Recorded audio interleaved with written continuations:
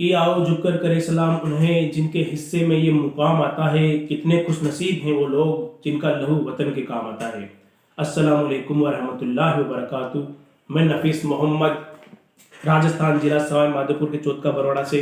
जैसा कि हमारी बिरादरी के सरपरस्तों द्वारा ये वीडियो बनाने की प्रतियोगिता रखी गई, मुझे बहुत अच्छा लगा।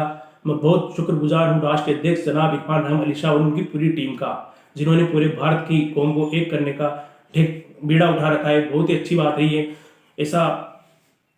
और मैं बात करता हूँ यहाँ पर जंग आज़ादी की शुरुआत करने वाले हजरत मजनू मलंग शाह बाबा की, जिन्होंने जंग आज़ादी की शुरुआत की। ये 1857 की क्रांति, 1947 की क्रांति तो हम सब ने पढ़ी है, लेकिन उससे पहले भी 1760 और 70 के दशक में जो क्रांति हुई थी उसके बारे में किसी को कोई पता नहीं है।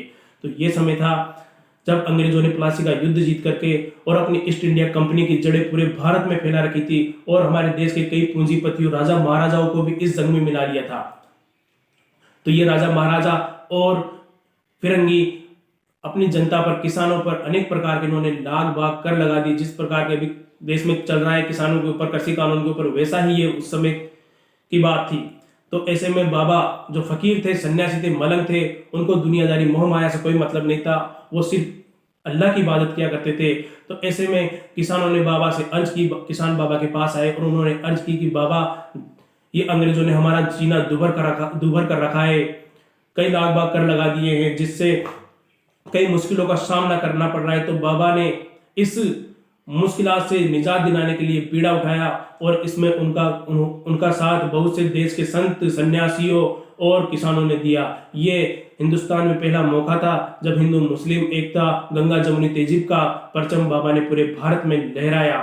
और बाबा ने इस जंग आज़ादी की शुरुआत की। कई अंग्रेजी कैंपों में आग लगा दी और कई अंग्रेज अधिकारियों को धूल चटा दी, जिनमें लॉर्ड क्लाइव, मैकेंजी, पेट्रो मिक्सवेल जैसे कई बड़े बड़े नेता अंग्रेजी अधिकारी थे, जिनको धूल चटा दी और अंग्रेजों का जीना दुभर कर दिया। अंग्रेजों के सामने कई मुश्किलात आ रहे थे, जैसा कि पहले इन बाबाओं को पकड़े तो कैसे पकड़े, क्योंकि इन बाबाओं का कोई ठिकाना नहीं था और जनता के दिल में इनके लिए प्रेम भी बहुत था। दूसरा, इन बाबाओं के बीच में सूचना का प्रसारण इतनी तेज गति से होता था कि अंग्रेजों की आगामी जो चाल थी वो आसानी से नाकाम हो जाती थी।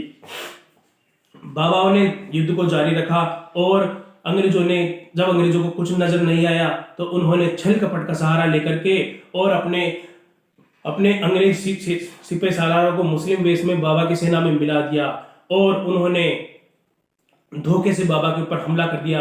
लेकिन बाबा ने भी उनका जवाबी मुकाबला देते हुए अंग्रेज सैनिकों की लाशें बिछा दी और फिर वो घायल भी हो गए। घायल होने के बाद में वो जिला कानपुर मक्कन शरीफ आए, जहां पर भी अंग्रेजों से उनका युद्ध हुआ और अंतिम समय से युद्ध करते हुए बाबा इस जंग में शहीद हुए और इस दुनिया से रुखसत हुए। इन्ना लिल्लाहि व इन्ना इलैहि राजिऊन। जब बाबा इस दुनिया से शहीद हुए तो उनके दिल में एक विचार जरूर आया होगा कि जाऊंगा खाली हाथ मगर ये दर्द साथ ही जाएगा, जाने किस दिन हिंदुस्तान आजाद वतन कहलाएगा। बिस्मिल हिंदू है कहते हैं आऊंगा फिर आऊंगा, लेकर नया जन्म हिंदुस्तान मैं तुझको आजाद करवाऊंगा।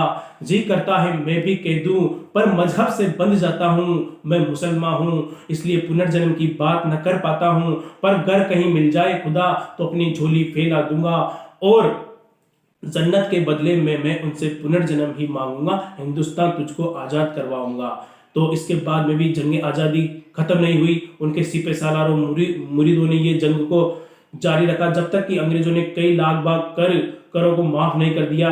बोलने के लिए तो बहुत सी बातें हैं दोस्तों, लेकिन जो समय सीमा बताई गई है 3 से 5 मिनट के बीच में, तो मैं उसी में इसको खत्म करना चाहूंगा। तो ये जंग आज़ादी की पहली लड़ाई थी जब हजरत मजनू शाह मलंग ने इस आजादी का बीड़ा उठाया और पहले स्वतंत्रता सेनानी कहलाए। और इस देश में जंग आजादी की शुरुआत की, तो इसको कहीं ना कहीं छिपा दिया गया है दोस्तों। और ये बहुत अच्छी प्रतियोगिता रखी है हमारे सरपरस्तों द्वारा, आप सभी को भी इसमें भाग लेना चाहिए। और मैं अगर मुझसे इसमें कोई गलती हुई हो, वैसे तो मैंने देख के ही बताया है, मतलब इधर उधर से जो भी जानकारी मुझे मिली उसके माध्यम से ही मैंने बताया है। फिर भी इसमें मुझसे अगर कोई गलती हुई हो तो मुझे अपना छोटा भाई बेटा समझ के माफ कर देना।